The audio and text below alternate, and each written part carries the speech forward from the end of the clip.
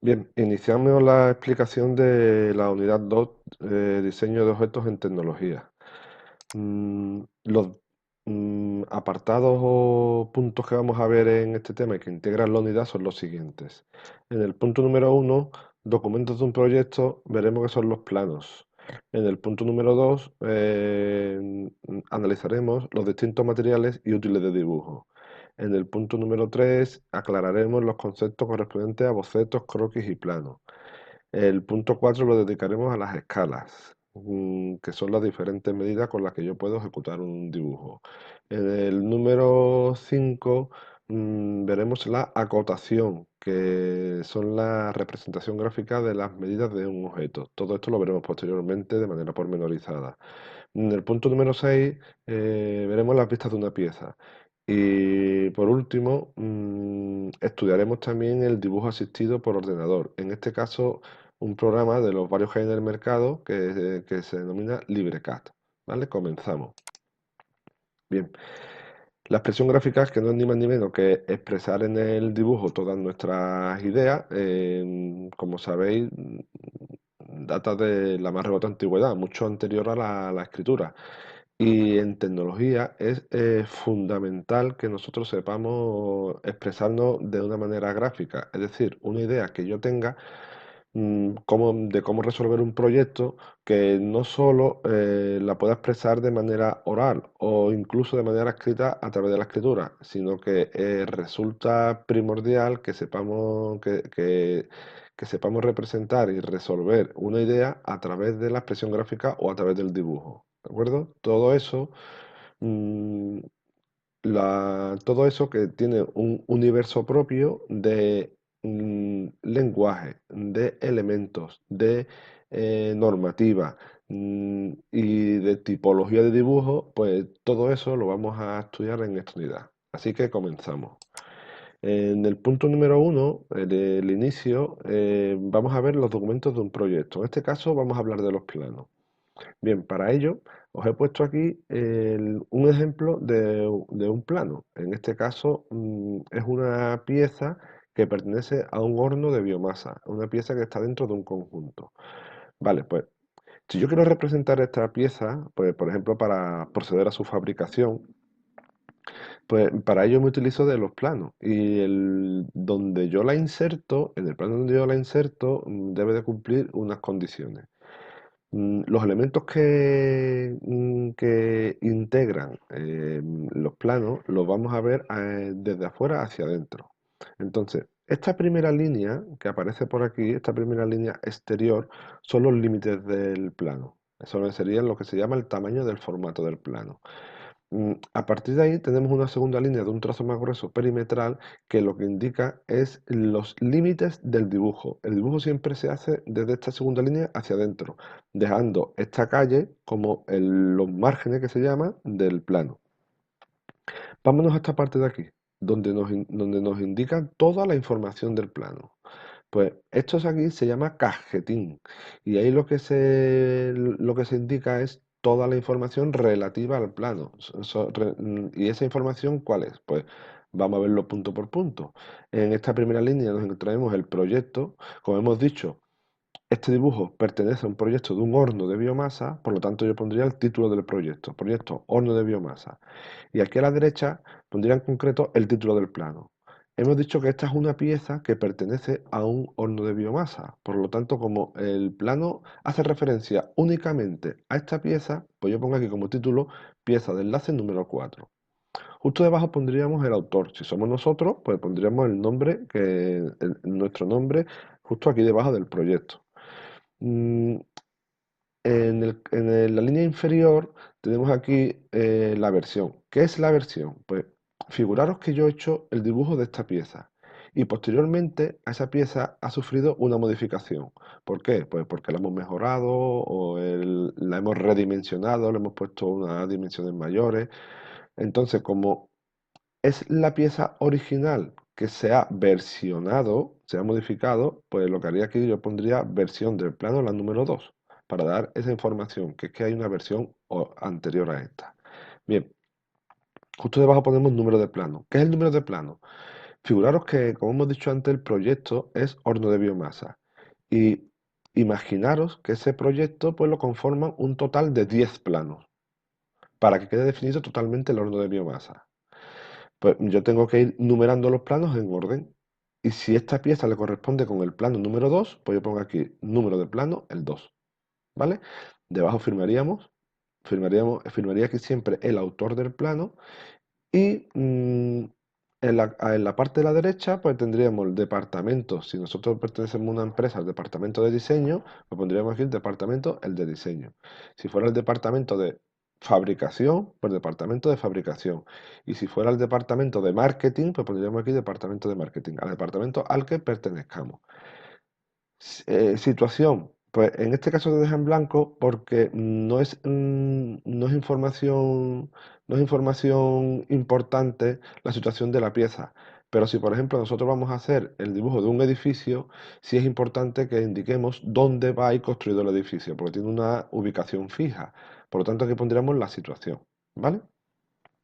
Y por último, indicaríamos la fecha cuando se realiza este plano y la escala. La escala es la medida con respecto a la realidad de la pieza. Esto lo veremos posteriormente, ¿vale?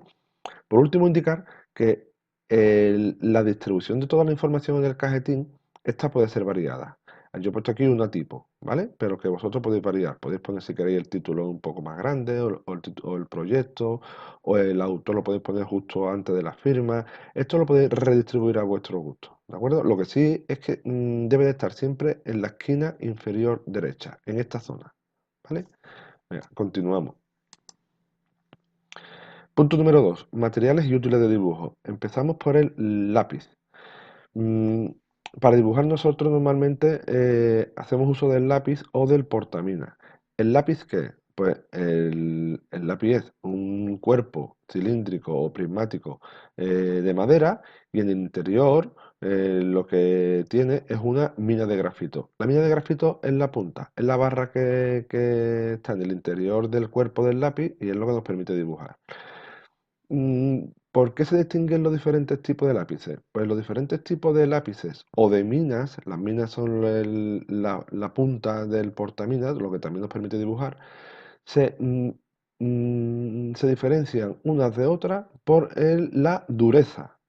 Según el grado de dureza de la mina, se pueden clasificar en blandas, cuando tienen la letra B, medias, si tienen la letra B o H, duras si tiene la letra H desde la H1 a la H5 y muy duras si tiene desde la letra 6 hasta la 10. Para que os acordéis, hard en inglés es dura y es una palabra que empieza por la letra H. Por eso la H aquí significa que es duro. ¿Y esto dónde se ve? Pues en el cuerpo del lápiz, si tenéis un lápiz técnico, normalmente ahí, donde aparece la marca y demás, hay un espacio donde te indica el grado de dureza del lápiz. Puede ser un lápiz 4B, que en este caso estaremos hablando de un lápiz blando. Puede ser un lápiz que aparezca aquí una H y una B, en el cual estaremos hablando de un lápiz intermedio, o puede ser un lápiz, por ejemplo, 6H, que aparezca aquí un 6 y una H. Entonces estaremos hablando de un lápiz duro. Lo vemos a continuación. Fijaros, ahora vamos a ver los tipos de dureza y cómo poder identificarlos. Vamos a empezar desde aquí, desde derecha a izquierda. La B hemos dicho que son los lápices blandos. Pues en este caso vamos a ver una escala de lápices desde el 4B hasta el 4H, siendo el 4B el más blando y el 4H el más duro. Iríamos de lápiz blando a lápiz duro. El 4B es el lápiz más blando. ¿Y el lápiz blando para qué se utiliza? Se utiliza para trazo grueso, adecuado para dibujos artísticos, croquis y bocetos. Cuando yo quiero hacer un dibujo artístico o a mano alzada, un dibujo que no requiera especial exactitud en las medidas, utilizo un lápiz blando. ¿Y cómo diferencio yo el lápiz blando en el papel? Pues muy fácil. Si yo cojo un lápiz y por lo que sea se me ha borrado o no me aparece el grado de dureza del lápiz en el cuerpo grafiado, yo cojo el lápiz y dibujo en el papel. El lápiz que suelta carboncilla y que nos ensucia los dedos y ensucia el papel, ese es un lápiz blando, ¿vale? Eso es un pequeño truco para que vosotros sepáis identificar la dureza de un lápiz. Sin embargo, si yo dibujo con un lápiz y el trazo es un trazo fino y exacto y no ensucia el papel, estaríamos ante un lápiz duro. ¿De acuerdo? Por lo tanto, hemos dicho que el grupo de lápices blandos se utilizan para dibujos a mano alzada, dibujos artísticos o dibujos que no requieren una especial precisión. Los lápices intermedios, los HB, son aptos para todos los usos. Entonces, estos son como si fueran los comodines. Los puedo utilizar tanto para lo que comentamos anteriormente de los dibujos a mano alzada y dibujos artísticos, o también lo puedo utilizar para dibujos más técnicos y con mayor precisión, ¿vale? Estos son los recomendables. Cuando no nos dedicamos a una función en concreto, lo recomendable es que vosotros tengáis un lápiz HB, porque os vale para cualquier uso. Y por último tenemos los lápices duros. Los lápices duros es de trazo fino y limpio, adecuado para dibujos técnicos que requieren de una gran precisión. Estos lápices no manchan ni el papel ni los dedos, ¿de acuerdo? Para que sepáis identificarlo. Y por otro lado tenemos el estilógrafo. Cuando yo un dibujo lo quiero pasar a tinta, utilizo los estilógrafos. ¿Y los estilógrafos de qué se diferencian? Pues se diferencian entre ellos por el grosor del trazo. De forma que podemos encontrarnos por estilógrafos que vengan aquí indicado el 01. ¿Y esto el 01 qué es? Pues el 01 en este caso, este número indica la anchura del trazo. El 01 sería, como estáis viendo en este ejemplo, sería un trazo muy fino, va aumentando 0,13, 0,18, 0,2, 0,25, 0,3, así sucesivamente, hasta encontrarnos con un trazo muy grueso que tiene 2 milímetros, que sería el estilógrafo del número 2, ¿vale? Continuamos con el papel. Eh, el papel, cuando nosotros vamos a realizar un plano o cualquier tipo de escritura en un documento, el papel siempre tiene unas dimensiones normalizadas. El folio, el que estamos más acostumbrados a manejar en clase y en la vida cotidiana, el folio es el tamaño A4 y tiene unas dimensiones de 210 por 297. Esto siempre expresado en milímetros, ¿vale?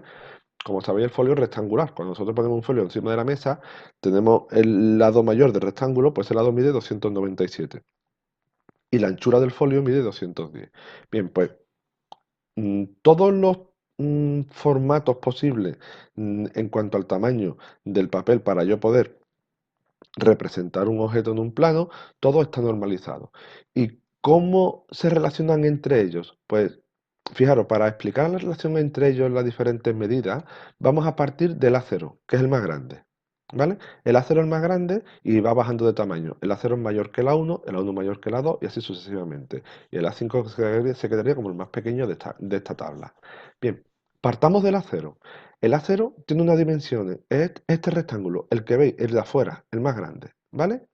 Pues tiene unas dimensiones de 1189 de ancho por 841 en su lado menor, ¿vale?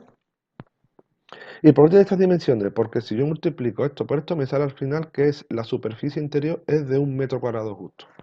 Pues, ¿cómo relaciono yo el A0 a la 1? Si yo quiero obtener a partir del A0 un formato A1, tengo que hacer lo siguiente. Me voy siempre al lado mayor, que en este caso es este, como estáis viendo, y doblamos por la mitad. Doblamos por aquí. Cuando yo doblo por aquí, este A0 queda dividido en dos partes, esta y esta. Bien, pues el A0 se acaba de dividir en un A1 y en otro A1. El A0 lo conforman dos A1. Y así sucesivamente. Si yo tengo aquí el A1 que tiene esta dimensión, lado corto, lado largo, pues yo siempre me voy al lado largo y si divido por la mitad, me queda el A2 y todo este espacio que sería el A2. Por lo tanto, de un A1 que tengo aquí, yo saco siempre un A2 y un A2. Si yo del A2 que tengo aquí quiero obtener un A3, pues haría justo lo siguiente. Lo mismo que hemos hecho anteriormente. El A2 tiene lado mayor, lado menor. ¿A cuál me voy? Me voy al lado mayor, a este. Doblo por la mitad y obtendría un A3 y un A3. Y así sucesivamente. Por lo tanto, si yo me voy a la tabla y yo me sé ya las dimensiones del A0, que es el 841, 1189, hemos dicho que para pasarlo a la 1, el lado menor se mantiene. ¿Ves? Pasa de aquí a aquí. Y el lado mayor se divide por la mitad. Entonces la mitad de 1189 es 594. Así obtengo yo las dimensiones de la 1. Si de la 1 quiero pasar a la 2, hemos dicho que el lado menor se mantiene aquí. Pasaría a ser el lado mayor del inmediatamente inferior. Y ahora el lado mayor de la 1 se divide por la mitad y lo tendríamos aquí. Pues así nosotros podríamos ir de una manera manual y obteniendo todos los formatos, y de una manera numérica también podemos tener todos los formatos respetando el lado menor del anterior y dividiendo el mayor. ¿De acuerdo? Así obtenemos todos los formatos normalizados. Continuamos. Otra característica del papel, no solo el tamaño, es el gramaje. El gramaje es lo que pesa un papel por unidad de superficie. Entonces, aquí en esta tabla he puesto unos gramajes tipo en función mm, de los tipos de papeles más usuales con los que vosotros soléis trabajar. El papel de cuaderno, pues el papel de cuaderno, el de libreta, aproximadamente pesa de unos 60 a unos 65 gramos por metro cuadrado. El papel para fotocopia, que suele ser un pelín más grueso, pesa de 75 a 80 gramos el metro cuadrado. El papel para croquis, pues cuando nosotros utilizamos papel técnico para dibujo, ese papel, como nosotros vamos a trazar líneas, vamos a borrar, ese papel tiene que tener un poco más de gramaje para que no se deteriore cuando nosotros estemos continuamente dibujando y borrando. Entonces, ese papel que se utiliza para croquis tiene un gramaje entre 130 y 370. Y por último, la cartulina, que sabéis que pesa bastante más que un papel de cuaderno, pues pesa entre 150 y 175, ¿vale? El acabado. En función del tipo de acabado, el aspecto exterior de un papel, pues tenemos diferentes especies de papeles. En este caso, podríamos tener el brillo, puede ser un papel mate, o sea que no tenga ningún tipo de brillo, o puede ser satinado, brillante. En cuanto a la textura, puede ser una textura lisa o puede ser una textura rugosa, una textura áspera. También nos encontramos papeles con textura áspera. Y en cuanto al color, pues puede ser un color blanco, que es el más normal, puede ser un color coloreado, como tenemos aquí, o puede ser el papel transparente, que es el vegetal, que es el que utilizamos para papel de calco. Bien, seguimos avanzando en los útiles y herramientas de dibujo. Vamos a ver una nueva, que en este caso es la regla, que todos estamos habituados a usarla de alguna u otra manera. La regla, como sabéis, es un instrumento que sirve para trazar rectas y medir segmentos. En este caso suelen ser de plástico transparente y viene con las medidas grafiadas en uno de sus extremos. Las más habituales es la regla común, que es la que vemos aquí arriba, que está graduada por un lado y normalmente suelen tener unas dimensiones totales entre 20 y 30 centímetros. El doble decímetro es el que está aquí debajo, que suele tener una doble escala graduada, tanto en un extremo como en otro. Esta es menos usual, pero también la podéis encontrar. Y el escalímetro, que es muy útil, que es un prisma triangular en el que se han grabado las 6 escalas más utilizadas. Posteriormente, cuando veamos las escalas, comprenderéis el uso que se le puede dar al escalímetro, que en este caso nos puede facilitar muchísimo la tarea cuando estamos dibujando con escala normalizada. Bien, el juego de escuadra y cartabón. Mm, este instrumento, estos dos instrumentos los vamos a utilizar muchísimo durante este año. Os tenéis que habituar a ellos. La escuadra y el cartabón en este caso son un juego de dos elementos en el que la escuadra es un triángulo rectángulo que tiene dos lados iguales y la hipotenusa. Tiene un ángulo de 90 grados y dos de 45. Mientras que el cartabón tiene los ángulos desiguales y también es un triángulo rectángulo, pero con los ángulos desiguales y los lados desiguales. Tiene el ángulo rectángulo de 90 grados, uno de 30 y uno de 60. ¿Y para qué lo vamos a utilizar? Pues tiene diferentes utilidades. L- La más común y la que más vamos a hacer uso de ella es el trazado de paralelas y perpendiculares. Para ello tenéis aquí un vídeo que os invito a que lo pongáis, donde se explica de una manera muy clara, realizado por un compañero, cómo se utiliza la escuadra y el cartabón para trazar paralelas y perpendiculares. Básicamente, el cartabón en el lado mayor es el que utilizamos de base y apoyamos la escuadra sobre el lado mayor del cartabón y deslizamos sobre el cartabón para trazar paralelas. Y cuando queramos trazar perpendiculares, giramos sobre el ángulo recto y se trata la perpendicular. Visitad el vídeo y veréis que se explica de una manera muy gráfica y muy clara. Continuamos. Bien, una segunda utilidad de la escuadra y el cartabón es el trazado de ángulos múltiplos de 15 grados. Como hemos comentado anteriormente, las cuadras tienen como ángulos 90, 45 y 45, mientras que el cartabón tiene de ángulos 90, 30, 60. Entonces, si yo combino ambos elementos y sumo sus ángulos o los restos, puedo ir obteniendo, según la figura, según la parte de los lados que yo combine entre ellos, puedo ir obteniendo ángulos múltiplos de 15 grados. Por ejemplo, tenemos 15 grados aquí, 30, que sería la parte del cartabón, 45 sería el ángulo de las cuadras, 60. Y aquí, por ejemplo, 75. 75 es 30 grados que tiene este ángulo de las cuadras más 40. Esto está haciendo fatal.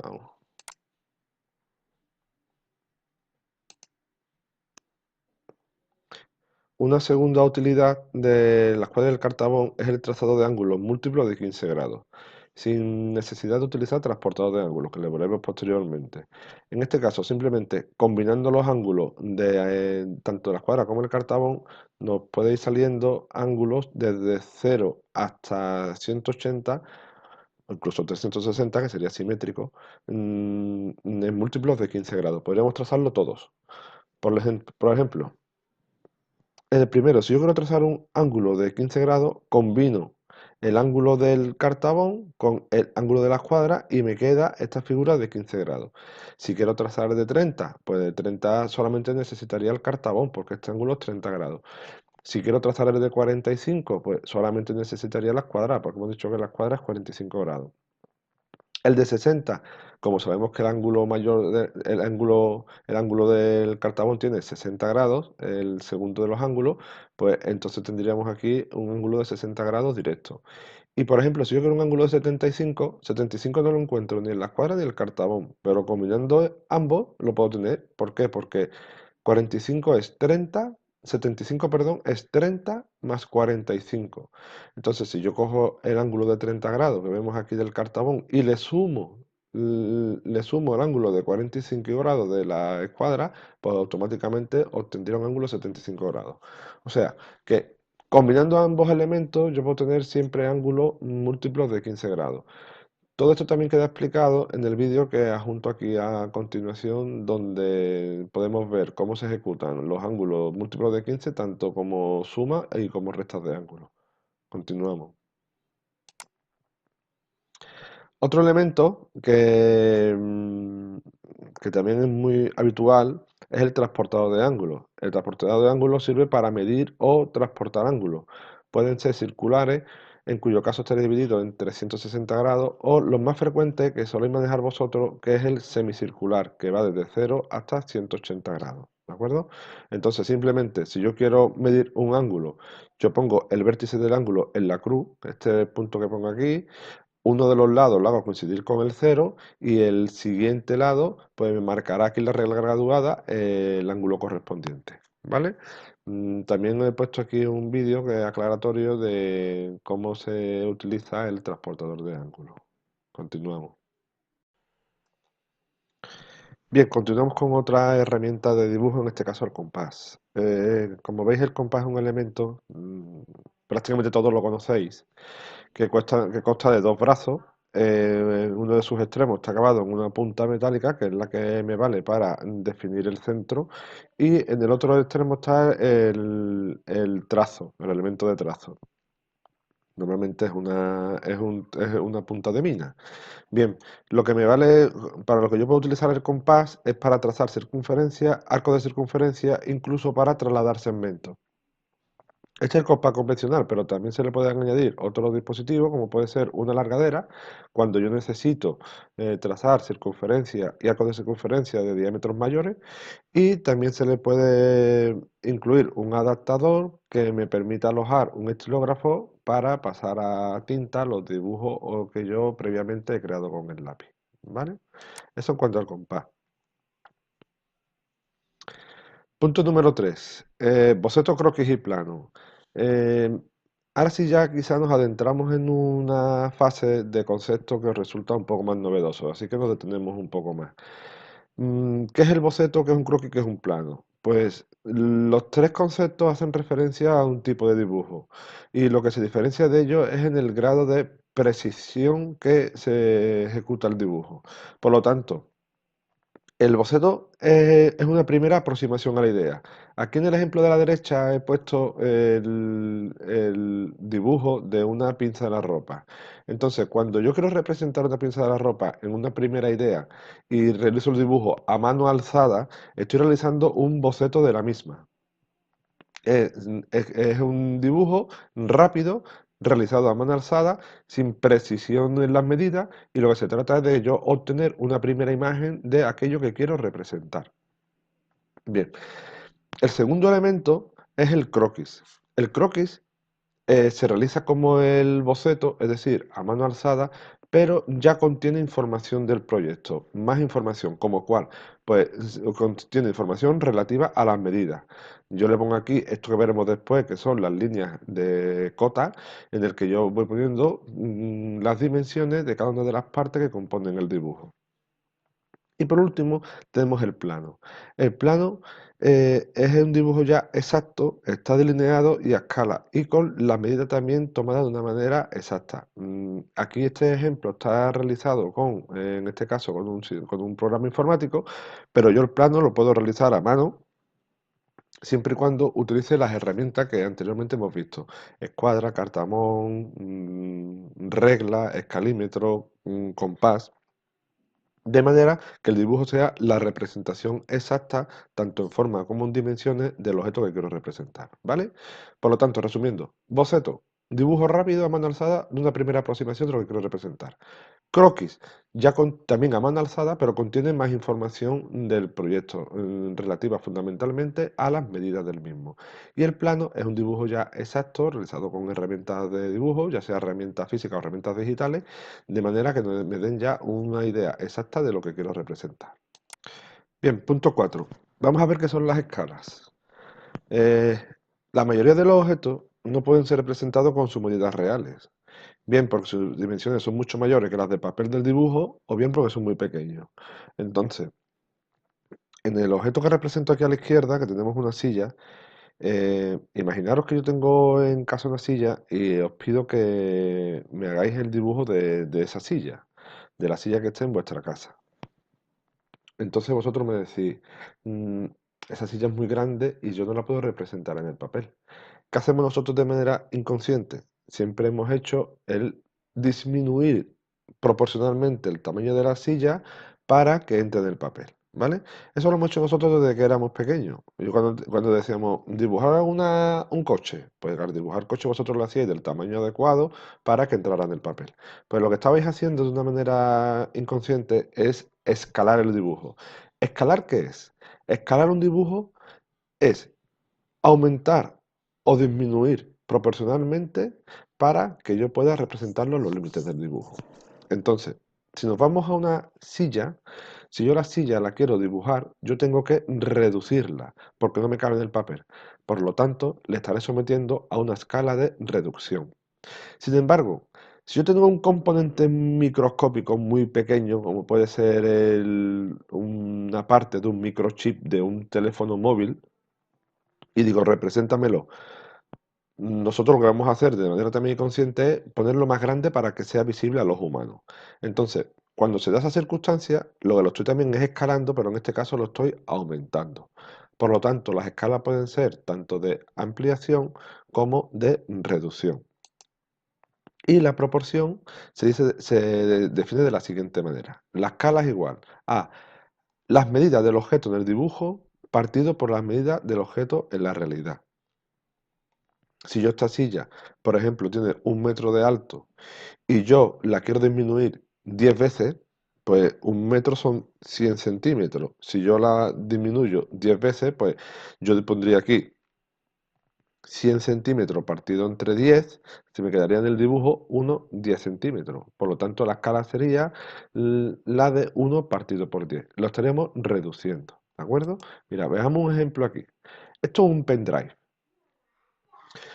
como el que utilizamos nosotros para memoria externa en el ordenador. Entonces, el pendrive sí tiene un tamaño que se puede representar en los límites de de vuestra libreta. Por lo tanto, no hace falta someter la escala. Si yo te digo, hazme un dibujo exacto de un pendrive, tú coges una regla, mides el pendrive y esas medidas las pasas al papel y me dibujas el pendrive. Si lo haces a la escala normal, a la escala sin, con las medidas exactas de la realidad, eso sería la escala 1:1. Es la escala natural. Esa no tiene ni ampliación ni reducción. Sin embargo, si yo te digo, dibuja el pendrive en una escala de ampliación de 2:1, entonces yo me vería aquí y la escala sería 2:1. Cuando es mayor el numerador, siempre estamos en ampliación. Y cuando es mayor el denominador, estamos en reducción. Si yo quiero hacerle una escala de ampliación 2:1, ¿qué tengo que hacer? Pues yo mido en la realidad y multiplico por el número que venga aquí, multiplico por 2. Por lo tanto, si yo mido este pendrive que tengo en mis manos y por ejemplo mide 4 centímetros y lo quiero hacer a una ampliación de 2:1, pues estos 4 centímetros en el papel pasarían a ser 8. Multiplico por 2. Y si esto de ancho me mide 2 centímetros, pues si lo quiero hacer una ampliación de 2:1, estos 2 centímetros aquí se convertirían en 4. Estaríamos ampliando al doble el tamaño real del pendrive. Pero si yo te digo, redúcemelo a la mitad, pues sería justamente al contrario de lo que hemos hecho anteriormente. Yo si tengo esto que son 4 centímetros y lo quiero reducir 2 veces, porque una escala de reducción 1 es a 2, pues entonces estos 4 lo divido entre 2 y me quedaría que estos 4 centímetros en el dibujo se quedarían como 2 centímetros. Y si esto tiene 2 centímetros de ancho, como la escala de reducción es 2, pues sería 2 entre 2 y esto me quedaría a 1 centímetro. Por lo tanto, esta es escala natural cuando son las medidas reales, escala de ampliación cuando yo lo someto a una ampliación en función de lo que yo pongo aquí. Si en vez de escala 2:1 sería, yo hubiera puesto aquí escala 5:1, pues todas las medidas las tengo que multiplicar por 5. ¿Vale? Quedaría bastante más grande. Y exactamente igual, pero al contrario sucede con las escalas de reducción. Entonces yo cojo mi medida y la reduzco tantas veces como me indique aquí el denominador. Si yo tengo aquí, por ejemplo, que pongo escala 1:10, pues toda la medida de aquí tendría que dividirla entre 10. O sea, en el caso de la escala 1:2, lo que en el dibujo mide 1, en la realidad mide 2. Y en la escala de ampliación, lo que en el dibujo mide 1, en la realidad mide 0,5. ¿Vale? La mitad. Bien, continuamos. Aplicaciones de la escala. ¿Cómo se dibuja un objeto a una escala dada? Vemos un ejemplo. Por ejemplo, yo quiero representar la vista de una mesa de 80 centímetros de alto y 60 de ancho. Y digo que lo quiero hacer a escala 1:20. Hemos dicho que cuando el 1 está arriba y lo de abajo es mayor, lo estamos sometiendo a una escala de reducción. En este caso, el dibujo debe de ser 20 veces más pequeño. Por lo tanto, yo cojo 80 centímetros, que es lo que tiene la mesa de alto, lo divido entre 20 y me sale la altura que tengo que representar en el papel, 4 centímetros. Y los 60 centímetros de ancho lo divido entre 20 y me queda el ancho que tengo que dibujar en el papel, que es de 3 centímetros. Una vez yo dibuje la mesa con 4 centímetros de alto y 3 de ancho, estoy dibujando la mesa a una escala 1 partido de 20. ¿Vale? Por lo tanto, es una escala de reducción. Segundo caso que se nos puede dar. ¿Cómo saber cuánto mide un objeto a partir de una escala dada? Bien, para ello nos vamos a esta figura, la de esta maceta, que está dibujada a escala 1:10. Hemos dicho que cuando el número mayor está debajo del denominador, estamos en escala de reducción. Por lo tanto, ya sabemos que lo hemos reducido en el papel. La realidad será tantas veces más grande como me indique la escala. Por lo tanto, si es escala 1:10, lo hemos reducido 10 veces. Por lo tanto, la realidad será 10 veces más grande. Yo lo que hago, yo mido la altura y si tiene 4 centímetros, como hemos dicho que lo hemos reducido 10 veces, en la realidad multiplico 4 por 10, 40. Pues esta maceta en realidad tiene 40 centímetros de alto. ¿Vale? Así se dan distintas opciones o distintos casos en el que yo puedo hacer uso de las escalas. Lo veremos con más ejemplos en el aula. Número 5. Acotación. ¿Qué es la acotación? Acotar es poner las medidas reales sobre el dibujo. Yo tengo esta pieza y yo la quiero fabricar o la quiero hacer de papel, de cartón, de madera. Entonces yo para eso necesito saber cada parte de la pieza cuánto mide. Y en la representación gráfica, en el dibujo, eso se hace mediante la acotación. La acotación es una serie de reglas que yo debo de seguir para expresar e indicar exactamente cuánto tiene las dimensiones de cada una de las partes que comprenden un objeto. Y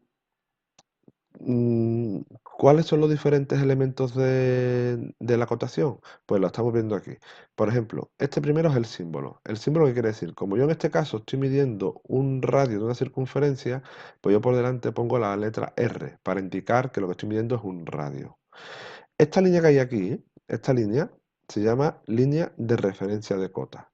Y la línea donde se indica la dimensión, la que está paralela a la dimensión, es la línea de cota. Por lo tanto, si yo tengo aquí esta como línea de cota, las que yo utilizo de manera auxiliar serían las líneas de referencia. ¿Las cifras de cota qué es? Las cifras de cota es el número o la dimensión exacta de la cota. Y estos extremos de aquí de la línea, que me indican los extremos que yo estoy acotando, son los símbolos de cota. ¿Vale? Bien, pues ahora lo que vamos a ver son las reglas que hay que seguir para acotar correctamente una pieza. Las normas de acotación son las siguientes. Hay muchas, nosotros vamos a ver algunas de ellas. Primero, la línea de cota hay que situarla paralela al lado de la pieza que queremos, del lado de la pieza que queremos acotar. O sea, no me vale que yo la ponga así. Siempre, si yo lo que quiero es reflejar esta dimensión, pues la línea de cota tiene que ser exactamente paralela a esa línea. ¿Vale? Segunda norma.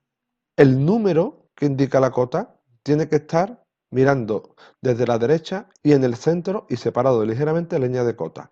No me vale que lo ponga en un extremo. Siempre tiene que estar aproximadamente en el centro de la línea de cota.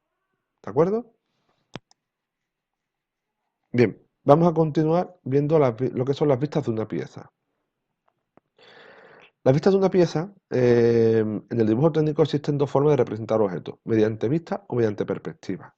Si yo tengo una pieza y quiero representar sus vistas, yo lo que hago es poner como si fuera el ojo o una cámara, pongo una cámara situada enfrente, arriba, abajo, en el perfil de la pieza.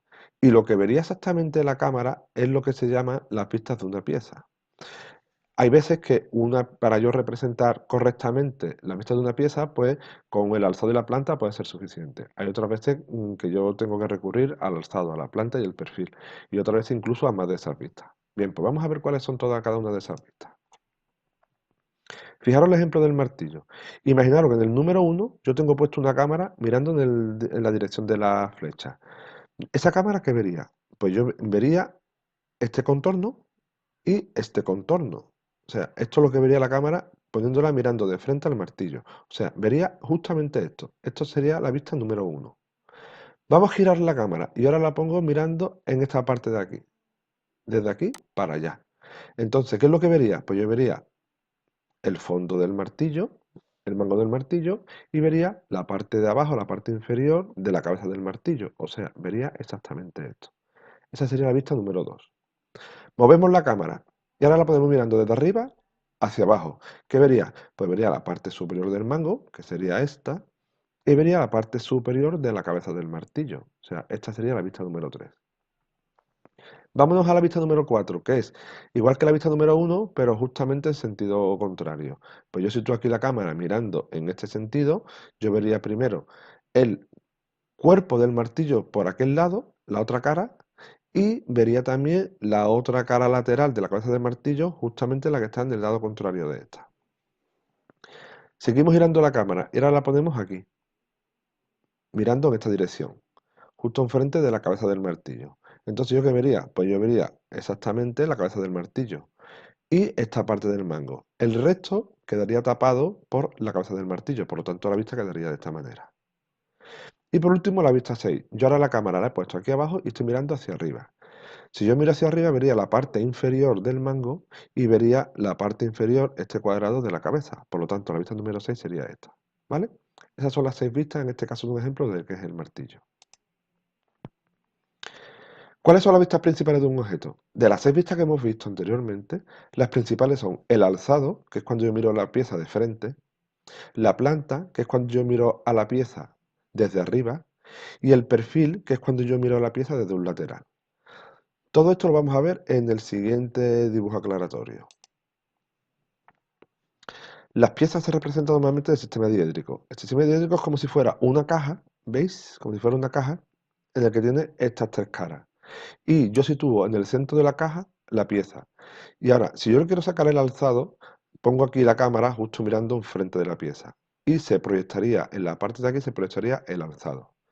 Si yo ahora la cámara la subo, la pongo aquí arriba y empiezo a mirar hacia abajo, entonces se proyectaría sobre el plano inferior lo que es la planta. Y si yo la cámara la llevo a este lado y trazo perdón, de la pieza hasta este plano, se trazaría y se quedaría proyectado aquí lo que sería el perfil. Por lo tanto, si eso yo lo llevo a las 2 dimensiones, tendría en la parte de arriba el alzado, en la planta de abajo, en la parte de abajo la planta, y si yo giro este plano y lo pongo alineado con el plano de alzado, tendría el perfil de la pieza. Bien, estas 3 formas, este es el orden en el que yo siempre tengo que representar las vistas principales de una pieza. El alzado, la planta y, en este caso, el perfil. ¿De acuerdo? Veámoslo en un ejemplo. Yo quiero obtener las piezas principales de una pila. Tengo aquí una pila y yo quiero obtener las piezas principales. Bien, pues esa pila yo la introduzco, hemos dicho, en esta caja y ahora coloco la cámara mirando enfrente de la pila. Si yo miro enfrente de la pila y proyecto sobre el plano vertical, yo tendría aquí el alzado de la pila. Si yo ahora la cámara me la llevo arriba y proyecto hacia abajo, enfoco hacia abajo, yo vería esta parte de aquí proyectada sobre el plano horizontal. Y si ahora la cámara la varío, la pongo en este lado y proyecto sobre el plano de perfil, pues entonces yo obtendría aquí el plano de perfil. Esto, una vez que yo este plano lo gire para allá y este plano lo gire hacia abajo, se me quedaría así. Y si esto ya lo represento en las 2 dimensiones, tendría el plano de alzado, el plano de planta y el plano de perfil. ¿De acuerdo? Bien, con eso quedaría definido lo que son las vistas principales, en este caso de una pila. Veremos diferentes objetos y diferentes vistas, lo practicaremos. Aquí os dejo yo una página web en la que vienen diferentes piezas y cómo se obtienen las vistas principales de cada una de las piezas de ejemplo. Y las piezas en perspectiva, justo lo contrario. Esto es más complejo y aquí nos detendremos más, porque las piezas en perspectiva es hacer justo lo contrario. Desde las vistas de un objeto, yo obtener la perspectiva de la pieza. Para eso os dejo también aquí esta página web donde explica paso a paso cómo se obtienen la perspectiva de una pieza a partir de las vistas de la misma. ¿Vale? Bien. Y por último, vamos a ver lo que es el diseño asistido por ordenador, el LibreCAD. En este caso, LibreCAD es un programa libre de dibujo, por eso os dejo, porque programas de diseño gráfico en realidad en el mercado hay varios. Y bueno, atendiendo también a la complejidad del dibujo que queramos llevar a cabo, pues los hay con unas funciones más avanzadas que otras. En este caso, el LibreCAD pues, es un programa que podríamos considerar de inicio al diseño asistido por ordenador y es de libre distribución, por lo tanto es gratuito. Con lo cual lo que se haría es, tendrías que entrar en esta página web y cambiar el idioma en el menú editar preferencias y ponerlo en idioma castellano si así lo prefieres. Y el LibreCAD, cuando tú lo abres, se obtiene una primera ventana en el que hay diferentes partes. La ventana se divide en una gran ventana principal central, que es el área de trabajo, donde vamos a dibujar. Aquí estaría el menú de capas. Las capas son como si fuera de alguna manera, imaginaros que yo hago un dibujo como si fuera un papel de calco, y yo voy calcando una capa encima de la otra y la superpongo. Pues eso se puede hacer muy fácil en estos tipos de programas mediante la utilización de capas. Y suele ser muy útil, porque cuando el dibujo es muy complejo, digo, bueno, pues vamos a suponer el dibujo de una vivienda. Digo, pues bueno, pues todo el mobiliario lo voy a poner en una capa que se llame mueble. Todo lo que son las puertas y ventanas lo voy a poner en otra capa. Todo lo que son los muros lo voy a poner en otra capa. Y yo después puedo activar o desactivar las capas para que el dibujo lo pueda ver con más claridad. Bien, eso se verá en un ejemplo. En esta parte de aquí veremos el menú principal de las herramientas. Ahí vienen todas las herramientas, las básicas para dibujar. Herramienta línea, herramienta polilínea, herramienta arco, herramienta circunferencia, herramienta borrar, goma de borrar, herramienta texto. Esos son todos los comandos que nosotros vamos a utilizar para hacer nuestro dibujo. Y por último, está aquí la zona de comando, que cada vez que yo activo aquí una herramienta se identifica aquí el comando que en este caso yo estoy utilizando. ¿Vale? Bien. Os dejo aquí una serie de tutoriales que tenéis que ver una vez que tengáis el programa descargado y listo en vuestro ordenador, pues podéis ir viendo una serie de tutoriales que os va indicando paso a paso cómo ir familiarizándonos con el programa y trazando nuestros primeros dibujos, ¿vale? Bien, esto debéis de hacerlo para coger soltura con el dibujo, porque al principio costará, pero como todo, esto es práctica y haciendo una pieza, haciendo otra, no desesperar y poco a poco irán saliendo los dibujos y al final os daréis cuenta que es muchísimo más rápido, más exacto y más productivo hacerlo de esta manera que directamente con la mano en lápiz con el lápiz y el papel, ¿vale? Bien, pues con esto dejamos aquí la explicación del tema.